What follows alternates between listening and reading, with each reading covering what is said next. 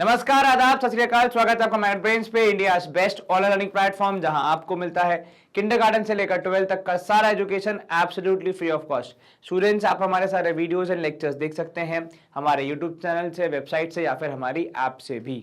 आज के सेशन में हम क्या करने वाले हैं, पहले इस पे जरा चर्चा कर लेते हैं, उसके बाद फिर अपन बाकी बातें करेंगे। तो भैया क्लास 11th के अप्लाइड मैथ्स का 17th चैप्टर स्ट्रेट लाइन्स अपन कवर कर रहे हैं, और उसी में intercept form and normal form, ये दो टॉपिक्स हमें कवर करने हैं। तो आज के सेशन में हम इन पे ही पूरा ध्यान देंगे।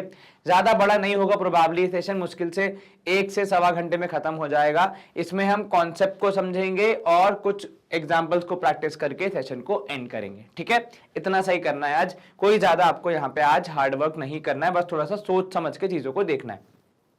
चलिए, तो भैया देखो, अपन को चर्चा करनी है इंटरसेप्ट फॉर्म की और नॉर्मल फॉर्म की, ये दो चीजें पढ़नी है। तो भाई दोनों अलग अलग चीजें हैं, तो अपन एक बार में एक को कवर करेंगे। तो पहले अपन डिस्कस करेंगे थोड़ा सा कि इंटरसेप्ट फॉर्म क्या होता है और एक कहां से आता है, मतलब किस चिड़िया का नाम है। ठीक है, तो ये देखो इंटरसेप्ट फॉर्म, यहां पे अपन शुरू कर रहे हैं। थोड़ा सा पेन अपन बढ़िया से ले लेंगे। अरे दादा चलो रुक जाओ एक सेकेंड, है ना। क्या अगर मेरे पास मेरा अस्त्र शस्त्र हथियार नहीं होगा तो फिर मैं काम कैसे कर पाऊंगा। चलो, all good to go. So intercept form अपन पढ़ेंगे। To find equation of a straight line which cuts off given intercepts on the axis.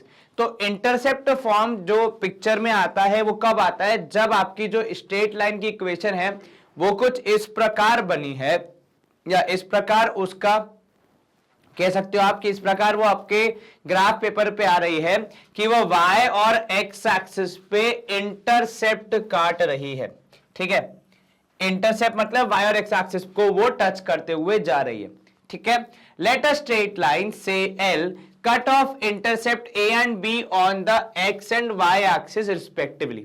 देखिए, इंटरसेप्ट जो वर्ड है ये एक स्पेशल वर्ड है, स्पेशल कॉन्सेप्ट है मैथमेटिक्स में, जहां पे आप जब किसी लाइन का y और x इंटरसेप्ट निकालते हैं तो आप वो दो यूनिक वैल्यूज निकाल रहे हैं जो कि तब बनती हैं जब आपकी लाइन, आपकी जो इक्वेशन है, जो ग्राफ है, वो x और y एक्सिस को कट करता है। अच्छा, ये यूनिक क्यों हो जाता है, क्योंकि x और y एक्सिस पे एक वैल्यू दोनों में से 0 रहती है। जैसे x एक्सिस पे y0, y एक्सिस पे x0। तो ये यूनिक फीचर होता है, इसीलिए इस पे मिलने वाली वैल्यू को हम इंटरसेप्ट कहते हैं। ठीक है, क्योंकि यूनिक है इसलिए अलग नाम देना बनता भी है ना। अब यहां पे देखो, जो आपने इंटरसेप्ट देखा a और b, आपको यहां पे चित्र में दिख भी रहा होगा x और y एक्सिस पे, and let it meet the axis in points a, b as shown in the figure. ठीक है भैया, then the coordinates of point A and B, जो मैं बोल रहा था वो वाले पॉइंट, जिसमें देखो यहाँ पे कौन है, यहाँ पे y0 है तो ये आपका x इंटरसेप्ट है, यहाँ पे x0 है तो ये आपका y इंटरसेप्ट है।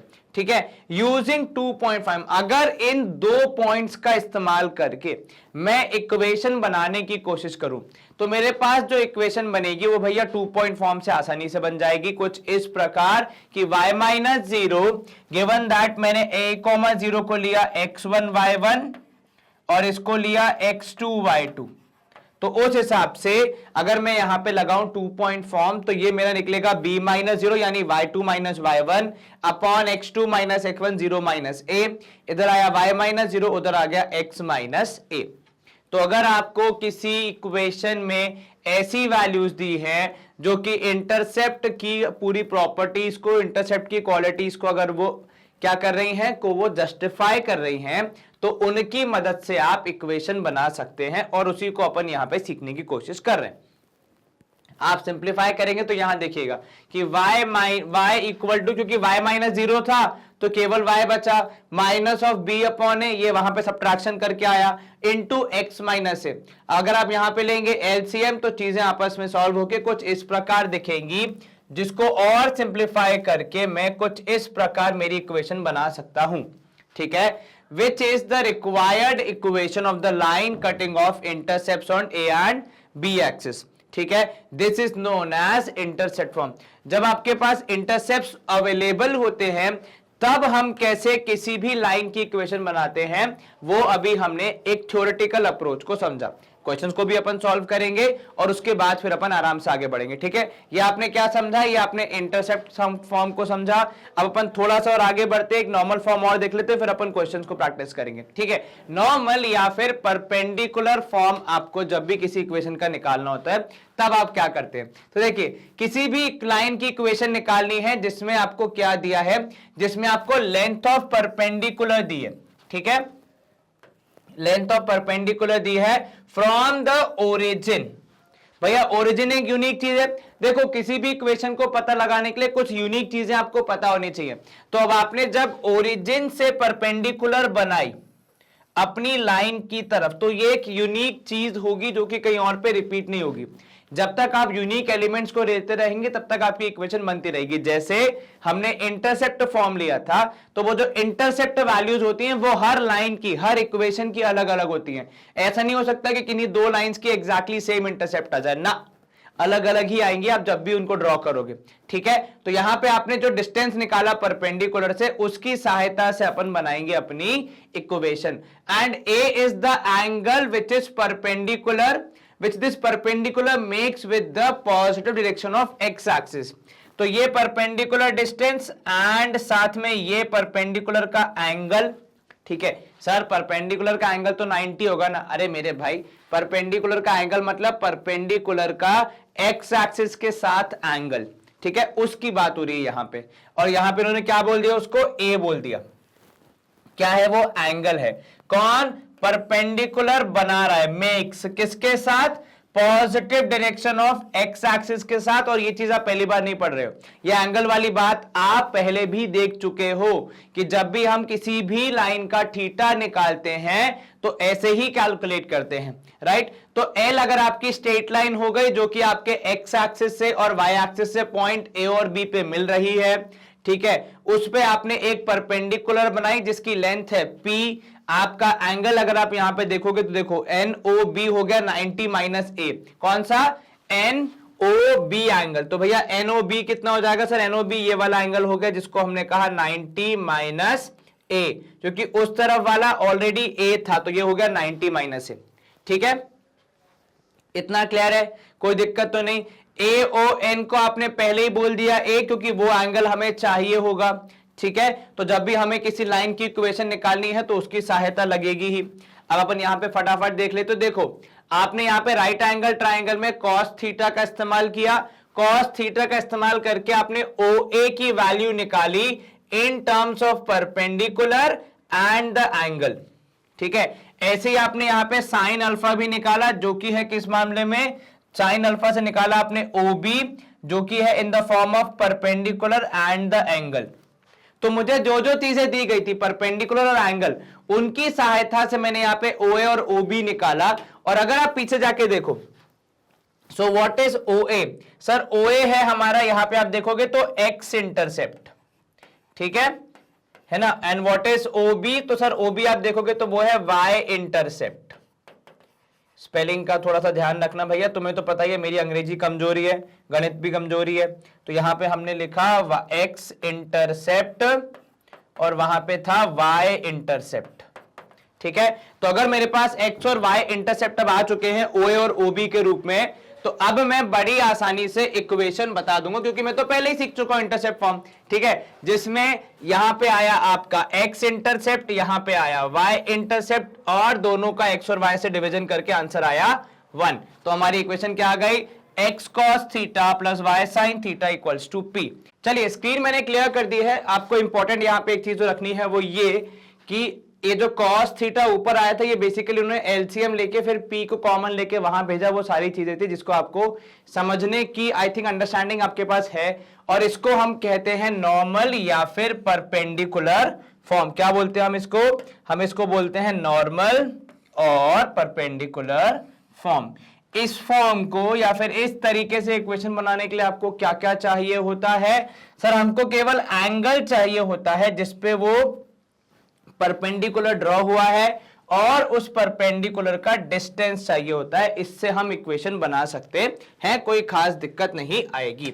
चलिए स्क्रीन मैंने फिर से क्लियर कर दी है। अब आ जाते हैं अपन एग्जांपल्स पे, क्योंकि जितने ज्यादा क्वेश्चंस को हम सॉल्व करेंगे उतना बेटर हमारा यहाँ पे पूरा कॉन्सेप्ट होगा। चलिए पहला क्वेश्चन कह रहा है आपसे, find the equation of a straight line which makes intercepts 3 and -5 on the coordinate axis। अब सबसे पहले आप यहां पे क्या लिखोगे, गिवन जानकारी क्या है, तो सर हम लिखेंगे भैया यहां पे जो गिवन है वो जानकारी है यहां पे कि x एंड y इंटरसेप्ट्स, तो आपने लिखा यहां पे x and y intercepts, x and y intercepts of a straight line, intercepts of a straight line of a straight line, क्या है भैया इंटरसेप्ट्स आपके, तो सर वो है 3 and -5 of a straight line are 3 and -5 are 3 and -5। ठीक है, चलिए अब ये आपको गिवन एक जानकारी मिल गई कि भैया x और y इंटरसेप्ट इतने हैं। ठीक है, कौन सा फॉर्म यूज करोगे, तो आप बोलोगे sir using x upon a where a is the x intercept plus y upon b where b is the y intercept is equals to 1। इस फॉर्म का इस्तेमाल करके we get, अगर अब आपने इतना कर लिया है मूल्यांकन कि आपको क्या करना है, तो इसके बाद का काम तो बहुत आसान है, बस वैल्यूज रखनी है। तो यहां पे हो जाएगा x upon 3 plus y upon what is the value for b, so b की वैल्यू है -5 and this is equal to 1।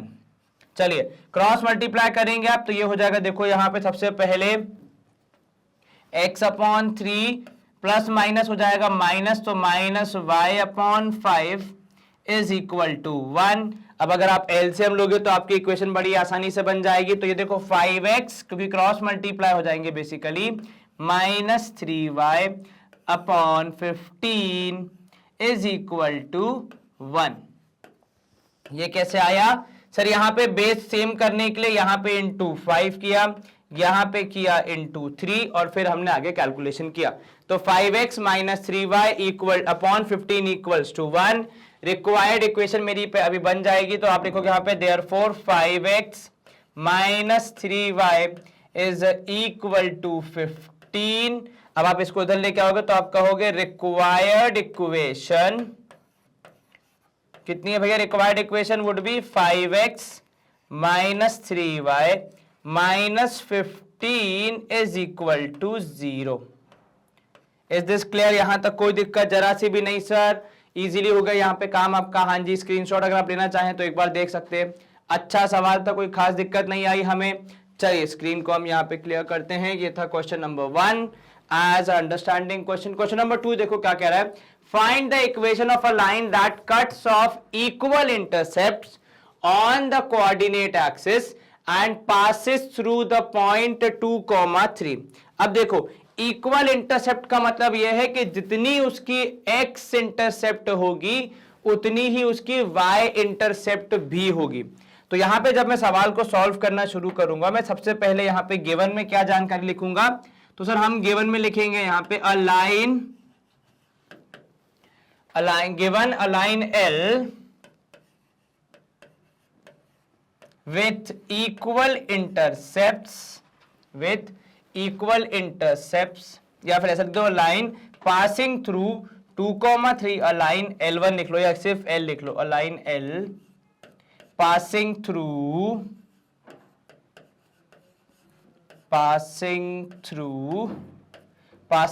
2,3 cuts equal intercepts।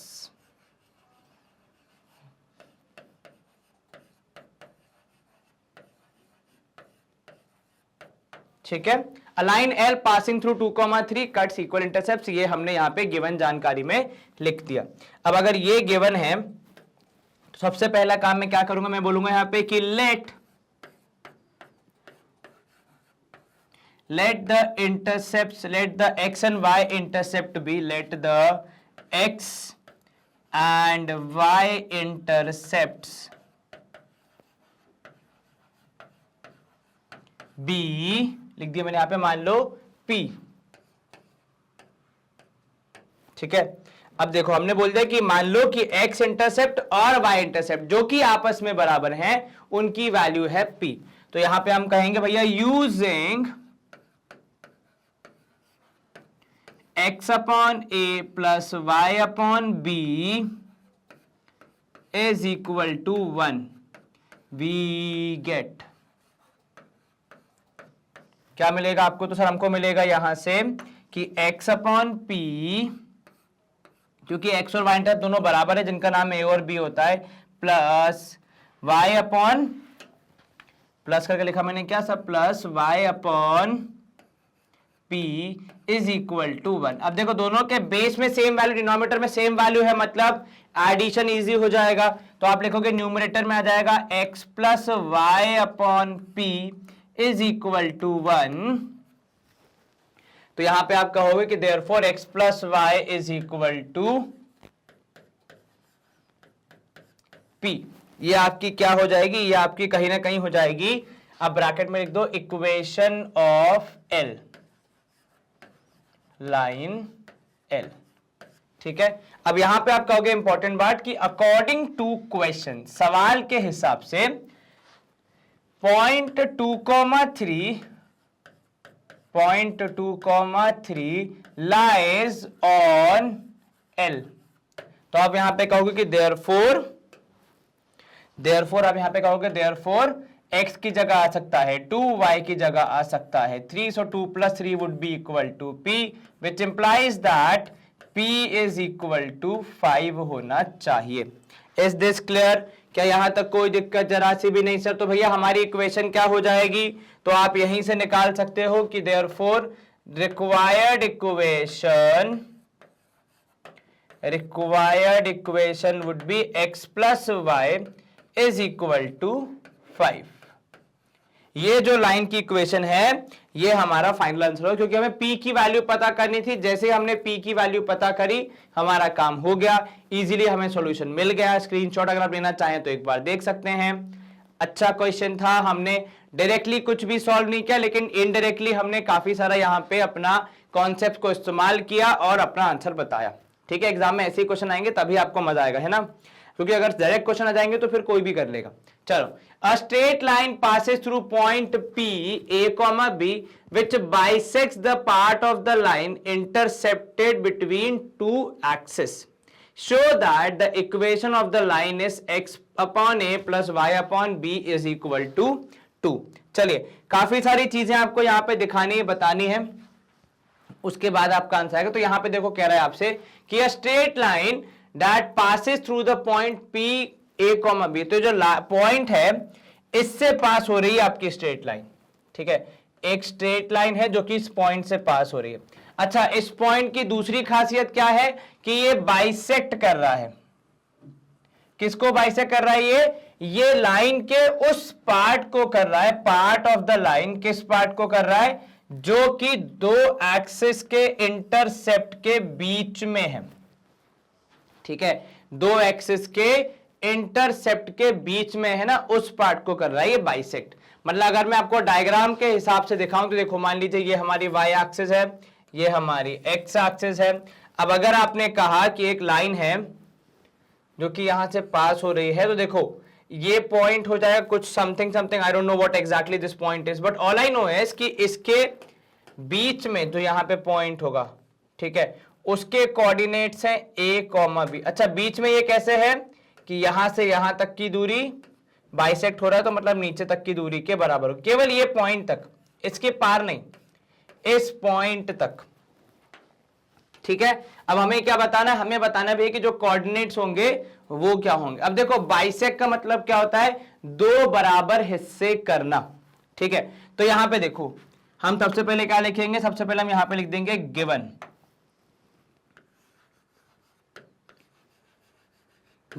A line L,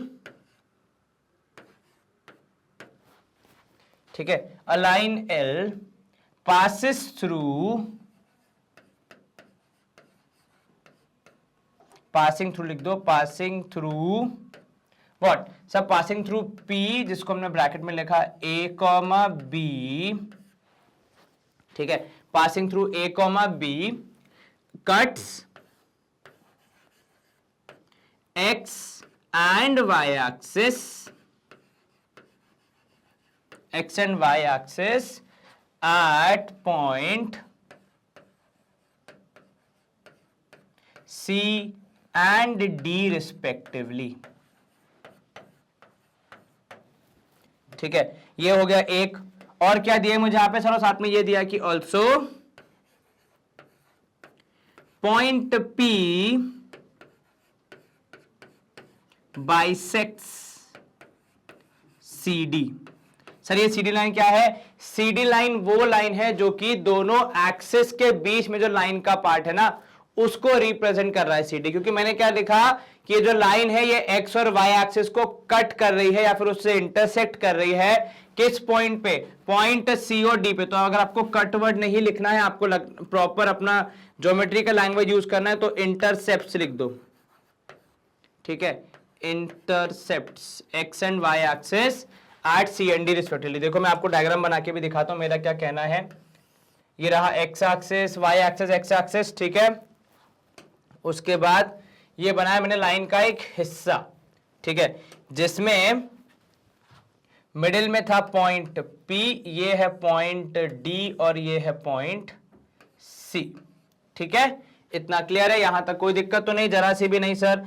अब मैं आगे देखो इसको कंटिन्यू कैसे करूंगा सॉल्यूशन को, कि भैया सवाल के हिसाब से अकॉर्डिंग टू क्वेश्चन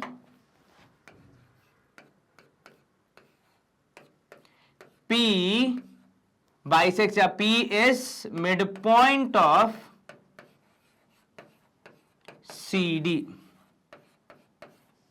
तो आपने कहा यहां पे कहा therefore using mid point formula, using mid point formula. अब देखो ये जो पॉइंट C और D है, ये लाई कर रहे हैं आपके किस पे? आपके एक्सिस पे, ठीक है। तो आपने यहां से क्या बोला होगा? तो सर हमने यहां से बोला कि देखिए A इज इक्वल्स टू, क्योंकि पॉइंट P कर रहा है, तो A इक्वल्स टू 0 plus C upon 2, right, and B would be equal to 0 plus D upon 2, ठीक है, C A D रिस्पेक्टिवली। तो देखो पॉइंट C के कोऑर्डिनेट्स भी लिख दो चाहिए, तो ये हो जाएगा C, 0 छोटा c, और ये हो जाएगा 0, D, ठीक है, स्मॉल c 0, 0, D, ये उनके कोऑर्डिनेट्स भी हो गए, ठीक है। तो उसके हिसाब से आपने यहां पे लिखा कि therefore 2A is the value of C and 2B is the value of D। तो यहां पे आप कहोगे इसके हिसाब से जो मैंने लिखा है, ठीक है, क्योंकि मिड पॉइंट है तो उससे हमें यहां पे मिड पॉइंट फॉर्मूले का इस्तेमाल करके ये दोनों पॉइंट्स मिल गए। अब हम क्या बोलेंगे यहां पे सर? हम यहां पे ये बोलेंगे कि हेयर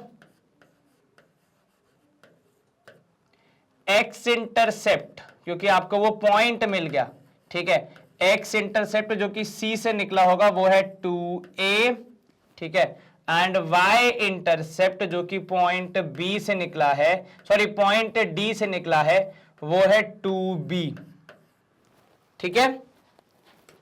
अब आप कहोगे यहां पे कि नाउ यूजिंग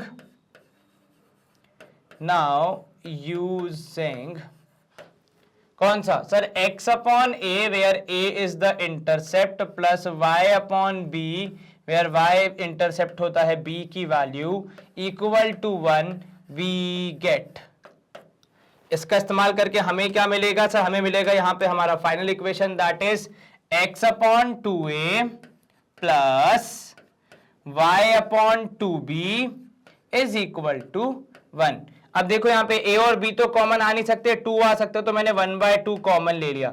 ऊपर से सिर्फ 1 लिया क्योंकि ऊपर कुछ कॉमन है नहीं, नीचे दोनों के पास 2 था तो मैंने कॉमन ले लिया। x plus a upon y plus b should be equal to 1। ये जो 2 यहां डिनोमिनेटर में है वो क्रॉस मल्टीप्लाई होगा तो ऊपर आ जाएगा न्यूमरेटर में। तो आप यहां पे कहोगे कि देयरफॉर रिक्वायर्ड इक्वेशन 2 के ऊपर जाने के बाद would be x upon a plus y upon b should be equal to 2। क्या इतना क्लियर है? यहां तक कोई दिक्कत जरा सी भी नहीं सर। एक बार अगर आप स्क्रीनशॉट लेना चाहें तो भैया देख सकते हैं। आसानी से हमने ये सवाल कर दिया, कुछ खास दिक्कत हमें अब तक तो आई नहीं है ना। चलिए ऑल गुड टू गो। जितना सिंपल तरीके से आप कॉन्सेप्ट्स को समझ के देख के अपने क्वेश्चन को सॉल्व करेंगे उतना इजीली आपका आंसर आएगा। The more you try to complicate the worse it can become. Hints को पहचानना है आपको। बाइसेक कर रहा है, देखो वो एक हिंट दिया, पर बाइसेक से हम मिड पॉइंट पे पहुंचेंगे, ये आपका फिर जो आपकी प्रैक्टिस होगी पिछले इतने सालों की उससे ही हो पाएगा, ठीक है। वरना बहुत लोग तो इसी में उलझ कर जाते हैं कि सर बाइसेक कर रहा है तो मतलब अब क्या करेंगे, ठीक है। चलिए क्वेश्चन नंबर 4 देखते हैं क्या बोल रहा है कि find the equation of a line which passes through -4,3 and the portion of the line intercepted between the axes is divided internally in the ratio of 5:3 by this point। ठीक है, चलिए शुरू करेंगे अपन यहाँ पे सबसे पहले गिवन जानकारी से, ठीक है। उसके बाद अपन आगे बढ़ेंगे। तो देखो यहां पे हम कहेंगे कि भैया गिवन है, क्या गिवन है यहां पे सर? गिवन है अ line L passes through point, अ लाइन L पासेस थ्रू कौन से पॉइंट है सर? पासेस थ्रू -4,3, ठीक है। एक काम कर दो, पासेस थ्रू के बाद एक नाम लगा दो ताकि आपको याद रहे। पासेस थ्रू P जिसके कोऑर्डिनेट्स हो गए -4,3 एंड, या फिर विच करके लिखो कि विच, भैया चल जाओ इरेजर, हाँ चलो, which line passes through point P -4,3 which is, या फिर that is which is intercepted eight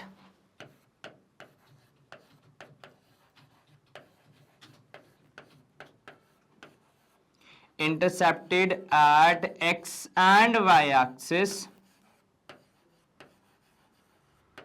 by points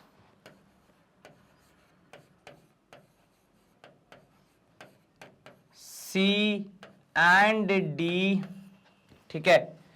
फिर यहां पे काम कर दो, C के बाद लगा दो ब्रैकेट में लिख दो आपके कोऑर्डिनेट्स, C दैट इज छोटा c, 0 and D that is 0, small d respectively, ठीक है। चलिए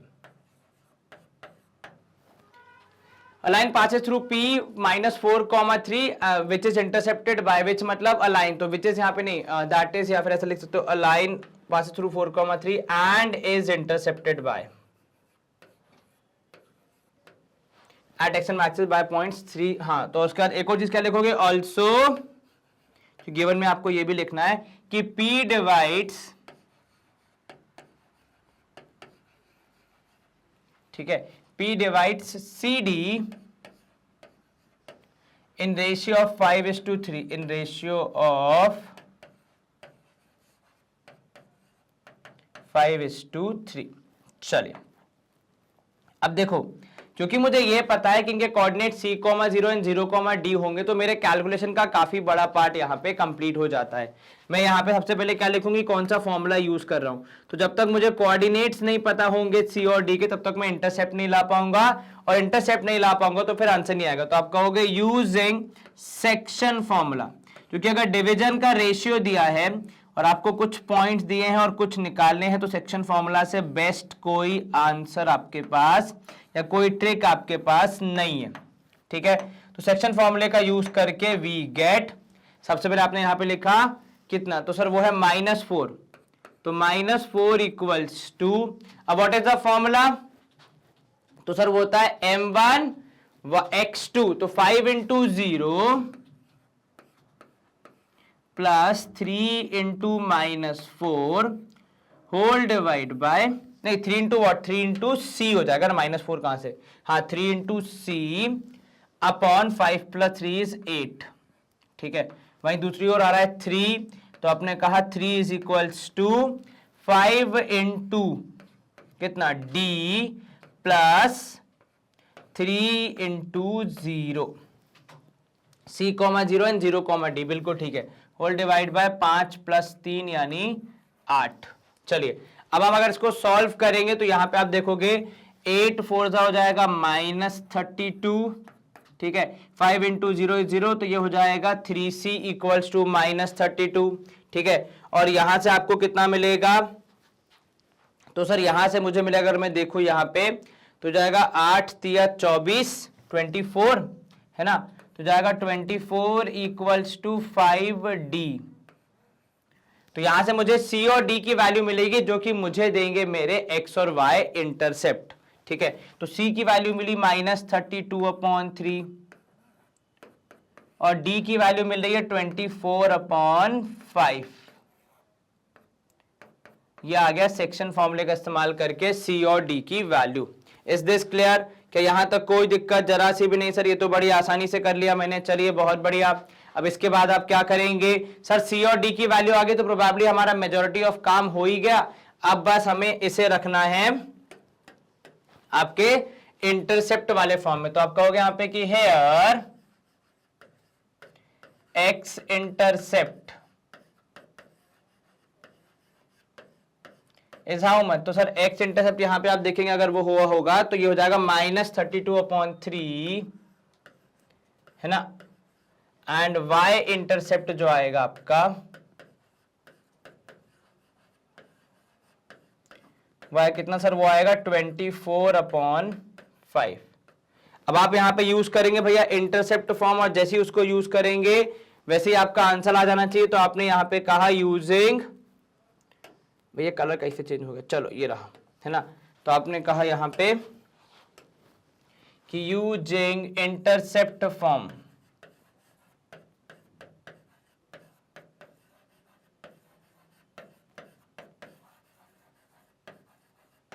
वी गेट, इंटरसेप्ट फॉर्म का इस्तेमाल करके हमें क्या मिलेगा सर, हमें यहां पे मिलेगा x अपॉन x का जो भी आया कोएफिशिएंट दैट इज -32/3 प्लस यहां पे आ जाएगा y upon 24/5 is equal to 1। अब आप यहां पे करेंगे भैया क्या, क्रॉस मल्टीप्लाई करेंगे, राइट? नहीं, पहले सर लेंगे एलसीएम, तो ये 3 जाएगा ऊपर, तो आपने लिखा -3x upon 32 plus 5y upon 24 is equal to 1। LCM आएगा 32 और 24 का, पहले चाहिए तो आप 8 कॉमन ले लीजिए, तो आपका थोड़ा काम वहां पे आसान हो जाएगा, दिक्कतें थोड़ी कम हो जाएंगी, उसके बाद आप आसानी से आगे बढ़ सकते हो। तो अगर मैं यहां पे ले लूंगा एलसीएम, तो 1/8 कॉमन लूंगा, तो अंदर आ जाएगा, देखो आप यहां पे -3/4 x obviously plus 5/3y is equal to 1। अब 4 और 3 का एलसीएम आएगा 12, है ना, तो यहां पे हो जाएगा इंटू 3। अरे भैया तुम कहां से आ गए, कलर चेंज करो, यहां पे व्हाइट कलर से लिखो क्योंकि हम एलसीएम ले रहे हैं, कुछ अलग कर रहे हैं ना। तो यहां पे आप लिखेंगे इंटू 3, लेकिन लिखने के लिए पेन की इंक होनी चाहिए जो कि समाप्त हो गई है। चलो आप इसको खत्म करो, तब मैं इसको रिफिल करके आता हूं फटाफट, फिर अपन इसको कंटिन्यू करते हैं ना। चलो देखो कैसे सॉल्व करेंगे। तो भैया जैसा अपन कह रहे थे एलसीएम लेंगे अपन यहाँ पे, तो यहाँ होगा इंटू 3, यहां हो जाएगा इंटू 4 और हमारी बन जाएगी इक्वेशन, ठीक है। अब यहां पे देखो इक्वेशन जब अपन बनाएंगे तो अपने पास यहां जगह थोड़ी कम है, तो मैं आपको ले चल रहा हूं नेक्स्ट स्क्रीन पे जहां पे हम पूरा काम करेंगे। तो ये देखो 1/8 कितना था हमारे पास, सर हमारे पास था 1/8, अरे ये क्या हो गया, हाँ ऐसे देख लो, चलो 1/8 -3 में आपने मल्टीप्लाई कर दिया 3, तो हो गया -9x प्लस वैसे कितना था, तो सर वैसे था अगर मैं यहां पे देखूं तो 5 4 20y हो जाएगा, ठीक है, तो प्लस 20y, है ना, अपॉन हो जाएगा यहां पे, अपॉन हो जाएगा 12, ब्रैकेट हो जाएगा क्लोज, चलिए, और यहां हो जाएगा equal to 1। So what do I have now, तो minus of 9x plus 20y upon 8 2 16, 1 carry, 8 1 8 9, तो ये हो गया 96 इक्वल टू 1। 96 जाएगा वहां पे, तो minus of 9x plus 20y is equal to 96। अगर मुझे इक्वेशन चाहिए तो मैं इन दोनों को उस तरफ भेज दूंगा ताकि सारी चीजें एक तरफ आ जाए। और यूजुअली हमारा जो एजेंडा होता है कि x की वैल्यू पॉजिटिव रहे कोएफिशिएंट के साथ, तो वो भी हमें मिल जाएगी। तो आप बोलोगे 0 equal to 9x minus 20y plus 96। तो मेरी रिक्वायर्ड इक्वेशन क्या होगी? तो मैं यहां पे बोल दूंगा कि देयरफॉर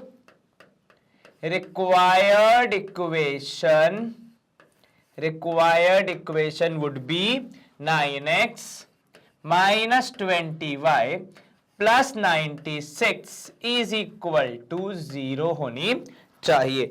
इस पार्ट का स्क्रीनशॉट अगर आप लेना चाहो तो एक बार देख लो भैया, कोई दिक्कत यहां पे जरा सी भी नहीं सर, बड़ी आसानी से हो गया।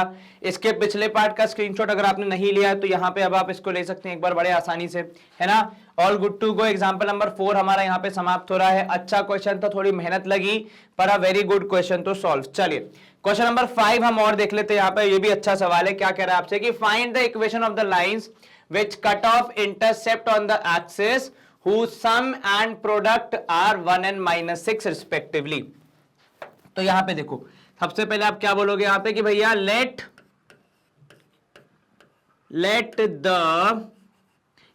x and y intercepts, let x and y intercepts, x and y intercepts be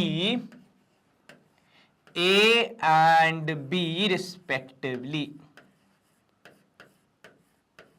ठीक है, तो इसके हिसाब से अगर आप बोलोगे यहां पर लिखा सम ऑफ जीरो, तो यहां पे लिखा according to question A plus B is equal to sum कितना बोला ना, सम बोला सर 1, ठीक है, एंड प्रोडक्ट कितना बोला ना सर, प्रोडक्ट बोला -6, तो ये हो गया A B is equal to -6।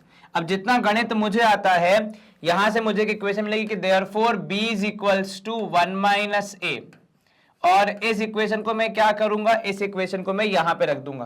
तो आपने लिखा a into 1 - a is equal to -6, आपने मल्टीप्लाई किया तो ये हो जाएगा a - a square is equals to -6, दोनों वैल्यू इस साइड। तो आप बोलोगे therefore 0 equal to a square minus a -6। ये ऐसी कुछ इक्वेशन मेरे पास आएगी। क्या अकेले इक्वेशन आने से मेरा काम हो जाएगा? नहीं सर, इसको हमें सॉल्व भी करना पड़ेगा। तो यहां पे आप निकालोगे दो फैक्टर, ऐसे दो नंबर्स जिन्हें मल्टीप्लाई करने पे आए -6, ऐड सब्ट्रैक्ट करने पे आए -a, तो आंसर होगा 3 और 2, एक माइनस एक प्लस। 3 वाला माइनस क्योंकि आपको -a चाहिए, ठीक है। अगर +a चाहिए होता तो 3 पॉजिटिव होता, 2 नेगेटिव होता। डिपेंडिंग ऑन द रिक्वायरमेंट हम इसको यूज करते हैं। तो a आ जाएगा यहां पे, आप देखोगे a - 3 प्लस 2 यहां कॉमन अंदर आया, a - 3 इज इक्वल टू 0।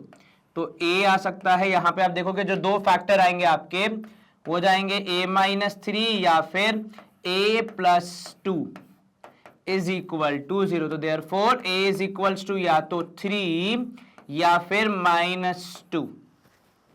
अब इसके हिसाब से मैं b की वैल्यू भी निकालूंगा।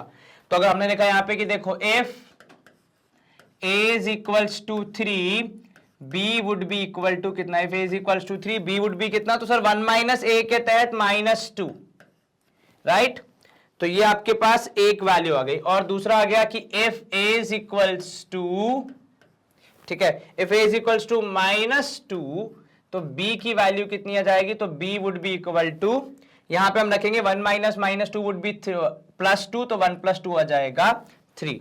इसको आप एक काम करें, इक्वेशन 1 बोल दे और यहां ब्रैकेट में लिख दें फ्रॉम फर्स्ट, कि ये जो हमने वैल्यू निकाली है ये इक्वेशन 1 से हमें मिली है, ठीक है। चलिए अब यहां पे आप कहोगे using x upon a plus y upon b is equal to 1 we get। अब यहां पे आपके पास दो सेट ऑफ इक्वेशंस आएगा, ठीक है। ध्यान रखना, पहली बात तो मैं यहां पे एक वो कर दूं पार्टीशन ताकि कंफ्यूज ना हो हम, और उसके बाद यहां पे कर दूं, ठीक है।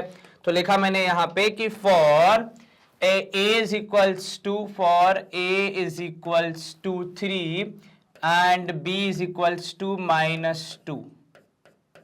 ठीक है, एंड यहां पे आपने लिखा for A equals to -2 and B is equals to 3. Equations क्या बनेंगी वो हम लिख देंगे और उसके बाद फटाफट अपना सवाल solve with in a minute.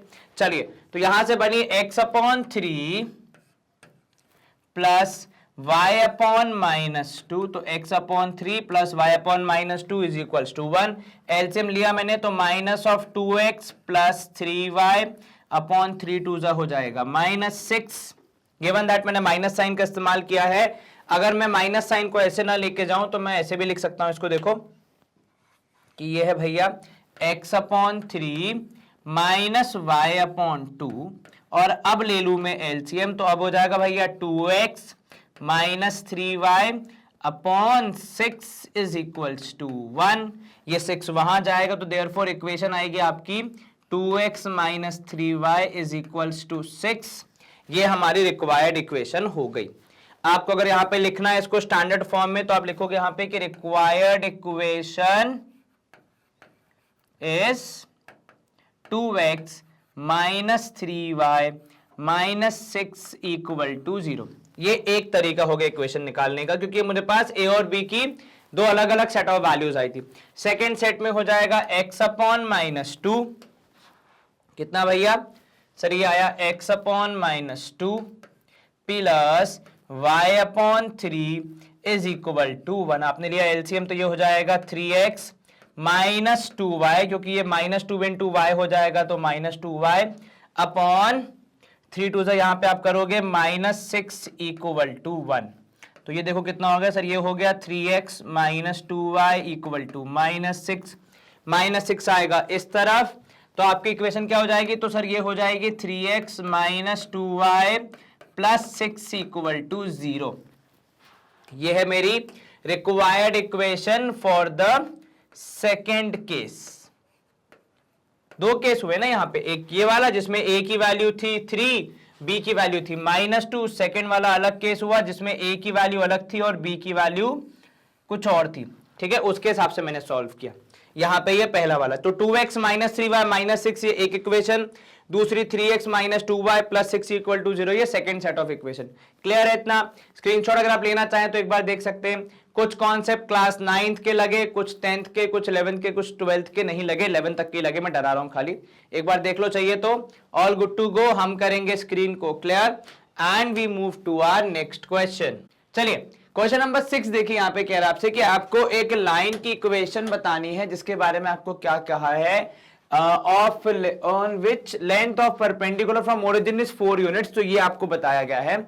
And the line makes an angle of 120 degree with the positive direction of the x axis. अगर इसका मैं डायग्रामेटिक रिप्रेजेंटेशन करने की चेष्टा करूं तो मुझे एक चाहिए वाई एक्सिस, एक चाहिए एक्स एक्सिस. ठीक है, अब यहां देखना, ये हो गया अपना 0, इधर आ गया भैया x, इधर आ गया भैया y. ठीक है, अब अगर मैं इसका ग्राफ बनाऊं तो कुछ ऐसा बनेगा वो, है ना. और उन्होंने क्या बोला जानकारी में कि भैया इसका ओरिजिन से जो दूरी है, perpendicular distance from the origin is 4 units and angle दिया है, लेकिन वो एंगल कौन सा है? वो एंगल है लाइन का with the positive direction of the x axis. तो ये वाला एंगल आपको दिया है कितना? 120 डिग्री. लेकिन सॉल्व करने के लिए हमें कौन सा वाला एंगल चाहिए होता है? हमें ये चाहिए होता है अल्फा. तो ये अब हम पता लगाएंगे.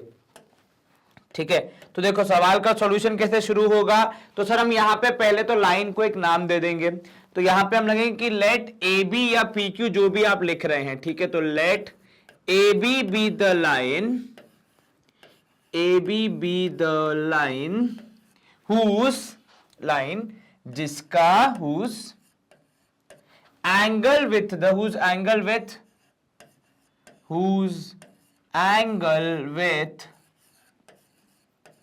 x axis is 120 degree with x axis is 120 degree and perpendicular distance from origin and perpendicular distance from origin is 4 units.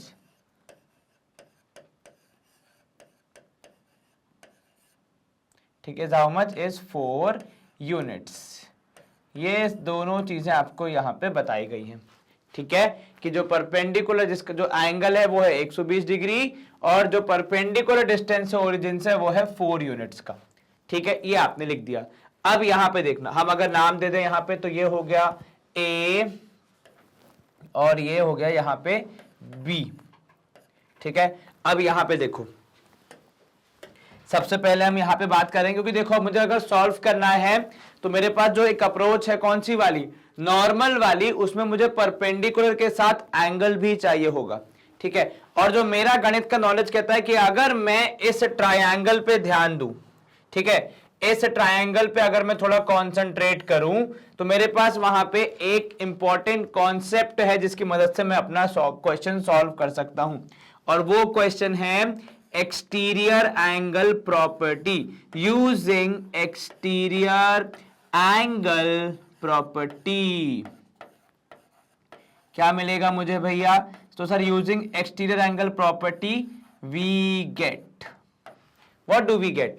Sir सबसे पहले यहां पे आप कहोगे कि भैया alpha plus 90 degree is equal to 120 degree. ये होती है एक्सटीरियर एंगल प्रॉपर्टी जो कहती है कि दो अंदर के एंगल्स को मिला के, एक है 90 वाला, दूसरा ये जो हमें चाहिए, मिला के एक बाहरी एंगल के बराबर होगा जो कि है 120 डिग्री। तो यहां पे अगर आप सॉल्व करोगे तो आपका अल्फा आएगा कितना? सर ये आएगा 120 माइनस 90 डिग्री। अब 120 में से अगर 90 जाएगा तो आपके पास कितना बचेगा? 30 डिग्री बचेगा। चलिए, क्या इतने से आपका काम हो जाएगा? बिल्कुल सर। क्या इसकी मदद से मैं इक्वेशन निकाल पाऊंगा? हां जी सर। अब हम यहां पे क्या बोलेंगे? फिर से हम यहां पे शुरू करेंगे हमारा नया पार्ट की नाउ आपकी इक्वेशन कौन सी है? तो आप देखोगे यहां पे नाउ यूजिंग जो अपना नॉर्मल फॉर्म की इक्वेशन है X cos theta sine theta. Sir X cos theta या अल्फा जो भी आपने नाम दिया हो plus Y sine alpha is equal to आपका ये वाली वैल्यू परपेंडिकुलर डिस्टेंस जिसको आप नॉर्मल भी कहते हैं। ठीक है, तो आपने कहा यहां पे using X cos theta plus Y sine theta, theta की जगह पे आप एंगल क्या लिखोगे जो हमने यहां पे नाम रखा है वो alpha, plus y sin alpha is equals to n where n represents the normal। अगर मैं आपको थोड़ा पीछे लेके जाऊं जहां पे हमने ये कौन से पढ़ा था, देखो यहां पे इक्वेशन है x cos alpha plus y sin alpha is equals to p लिख लो n लिख लो, एक ही बात है, कोई दिक्कत नहीं है। देखो जो भी नाम आप देना चाहें उस पर डिपेंड करता है ना। इसको यूज करके वी गेट क्या मिलेगा मुझे? तो सर मुझे मिलेगा यहां से x cos 30, तो आपने लिखा x cos 30 plus y sin 30 is equal to plus y sin 30 is equals to p जो कि यहां पे है 4। ठीक है, अब आप यहां पे रखोगे वैल्यू, तो x cos 30 की वैल्यू सर 1/2 होती है, cos 30 कितना? √3/2, sin 30 1/2 है ना। तो ये हो गया x into √3/2 plus y into what is sine 30 1/2 is equal to 4 if I am not wrong, है ना। अब आप यहां पे सॉल्व करोगे, एलसीएम लोगे तो आप बोलोगे यहां पे sir √3x upon 2 plus y upon 2 is equal to 4। अब क्योंकि दोनों का बेस है, दोनों साथ में आ जाएंगे, तो आप बोलोगे √3x plus Y upon 2 should be equal to 4। Basic simple equation यहां पे बन रही है। ये जो 4 के जो 2 है नीचे डिनोमिनेटर में, वो साइड चेंज करेगा तो मल्टीप्लीकेशन में आ जाएगा। तो आपके रिक्वायर्ड इक्वेशन होगी जो मैं यहां पे लिख रहा हूं, रिक्वायर्ड इक्वेशन है हमारी कितना? Sir √3x plus Y is equals to 4 into 2 that is 8। ऐसी कुछ इक्वेशन बन रही है। चलो अब मैंने यहाँ पे अपना काम कर दिया, आपका काम है इसको एक बार और अच्छे से देखना, स्क्रीनशॉट लेना और उसके बाद फिर अगले क्वेश्चन की ओर प्रस्थान करेंगे। एक हमने यूज की एक्सटीरियर एंगल प्रॉपर्टी, क्योंकि जो एंगल दिया था वो सीधे सीधे हमारे काम में तो नहीं आ रहा था, उसकी जगह दूसरा एंगल हमने निकाला एक्सटीरियर एंगल प्रॉपर्टी का इस्तेमाल करके, फिर उसको रखा और अपना आंसर बताया विच इज √3x + y = 8। चलिए स्क्रीन यहां पे क्लियर करेंगे। क्वेश्चन नंबर 6 था ये, एक लास्ट क्वेश्चन है प्रोबेबली, एग्जांपल नंबर 7। अब यहां पे देखो क्या कह रहा है, find the equation of the line whose perpendicular distance from the origin is 4 and the angle between the x axis and the perpendicular is 120 degree. तो देखो ये तो सीधा सीधा सवाल है, क्या बोलोगे आप सर? हम कहेंगे यहां पे अकॉर्डिंग टू क्वेश्चन P, यानी आपने कहा ब्रैकेट में perpendicular distance is how much, तो सर वो है 4। परपेंडिकुलर डिस्टेंस या तो आप P को ब्रैकेट में लिख लो या फुल फॉर्म जो है उसको आप ब्रैकेट में लिख सकते हो, दोनों में से कोई भी एक चीज कर सकते हो। तो जो परपेंडिकुलर डिस्टेंस है जिसको हम P बोलते हैं वो है हमारा 4 यूनिट्स, ठीक है। अब उसके बाद आपने कहा यहां पे अल्फा एंगल जो बन रहा है आपका वो है 120 डिग्री, क्योंकि इसमें डायरेक्टली दिया हुआ है सीधे सीधे कि एक्स एक्सिस और परपेंडिकुलर के बीच का एंगल 120 है, ठीक है। पिछले वाले में दिया था उस लाइन का एक्स एक्सिस से एंगल, तो दोनों सवालों में जैसी रिक्वायरमेंट थी वैसा आपने सॉल्यूशन निकाला, ठीक है। तो ये एंगल है 120 डिग्री। अब आप यहां पे बोलोगे कि using x cos alpha plus y sin alpha is equal to कितना, इज इक्वल्स टू p। अब आप यहां पे x को तो आपको रखना ही पड़ेगा, तो आप रखोगे x cos थीटा की जगह आ जाएगा cos of 120 degree plus y sin कितना 120 degree is equals to p की जगह आ जाएगा 4। अब हमें यहां पे क्या सोचना है कि भैया इनकी वैल्यू क्या आएगी, ठीक है, कितनी आएगी, क्या आएगी। जैसे cos 120 कितना आएगा वो हमको सोचना है, और उसके बाद sin 120 कितना आएगा वो भी आपको सोचना है। तो देखो cos 120 की अगर मैं बात करूं तो वो आएगा if I would tell you, तो देखो इसको बहुत लोग दो तरीके सॉल्व करते हैं। तरीका नंबर 1 है कि इसकी 180 से दूरी पता लगा लो, तो ये भैया 180 माइनस कितना, तो सर ये हो जाएगा 180 माइनस 60। अब जो 180 होता है वो बहुत ही सिंपल एंगल होता है, वो चीजों को जैसा था उसी रूप में छोड़ देता है, ठीक है।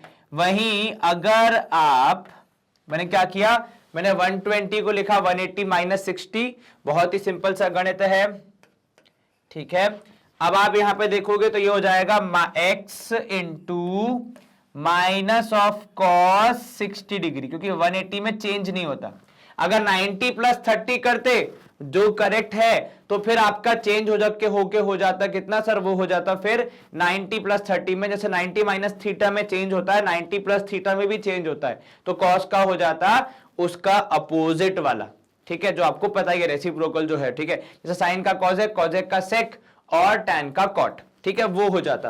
पर अगर आप 180 से कर रहे हैं तो आपका ये एंगल चेंज नहीं होता, बस आपका एक माइनस साइन आ जाता है for those values which are not of sine family, मतलब साइन और कॉजेक में माइनस साइन नहीं आता, बाकी इनमें आ जाता है, ठीक है। तो चलिए यहां पे देखिए cos 60 की वैल्यू सर 1/2, आगे लगा है माइनस साइन तो आपने लिखा -1/2 प्लस y इंटू साइन 60 होता है √3/2। अब ये तो आपको वैल्यूज वाला काम प्रैक्टिस करना ही पड़ेगा, ये तो मस्ट है, ठीक है। जितना ज्यादा याद कर पाओगे उतना इजी हो जाएगा आपके लिए।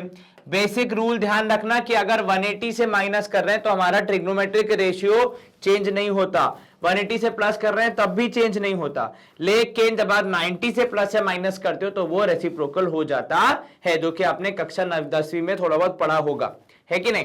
तो वो यहां पे हो। अब यहां पे देखो आपने लिखा -x/2 plus y√3/2 is equal to 4।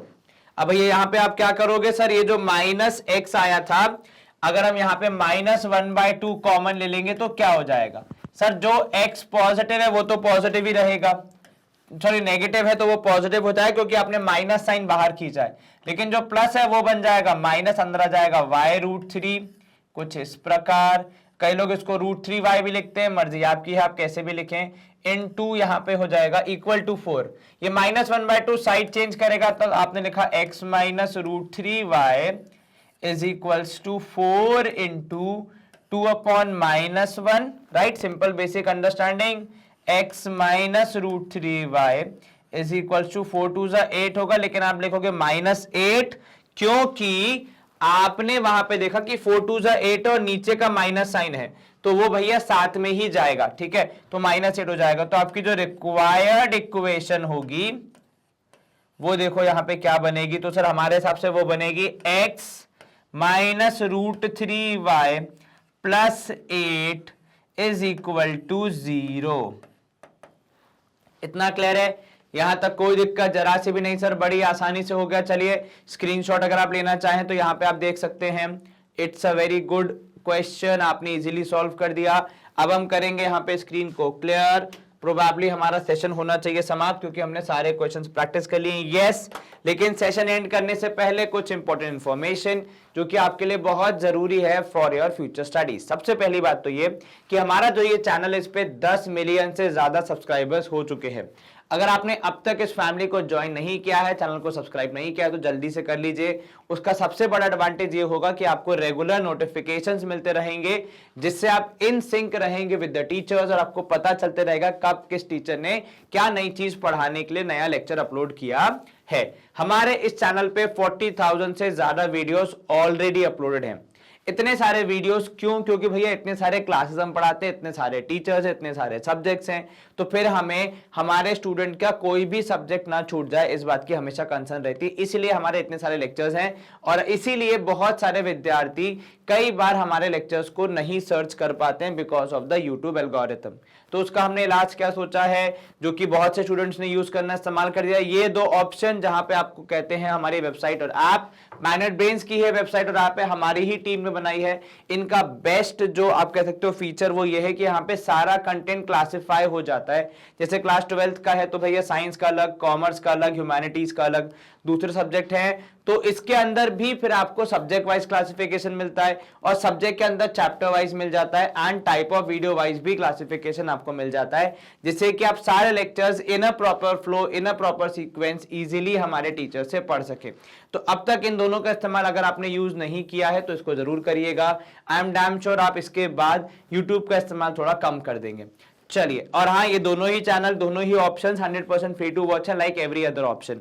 हमारे सोशल मीडिया प्लेटफॉर्म भी हैं जिनको आप फॉलो कर सकते हैं, जहां पे आपको मिलते हैं fun learn sessions and boards द्वारा रिलीज की गई सारी information in the form of circulars, news articles, उन्हें पढ़ के, समझ के, सिंप्लीफाई करके, वेरीफाई करके आप तक पहुंचाते हैं हम इन माध्यम के थ्रू। हमारे ई नोट्स और ई बुक्स अगर आप प्रोक्योर करना चाहते हैं तो दो आसान रास्ते, पहला डिस्क्रिप्शन बॉक्स में दी गई लिंक, दूसरा वेबसाइट और ऐप पे दिया गया ग्रैब ई नोट्स का टैब। जैसे आप इन पे क्लिक करेंगे आप सीधे नोट्स एंड बुक्स वाले सेक्शन में पहुंच जाएंगे। हमारे सारे कोर्सेज, सारे वर्टिकल्स आपको regularly high quality education provide कराते रहेंगे, उस बात की जिम्मेदारी पूर्णतः हमारी है।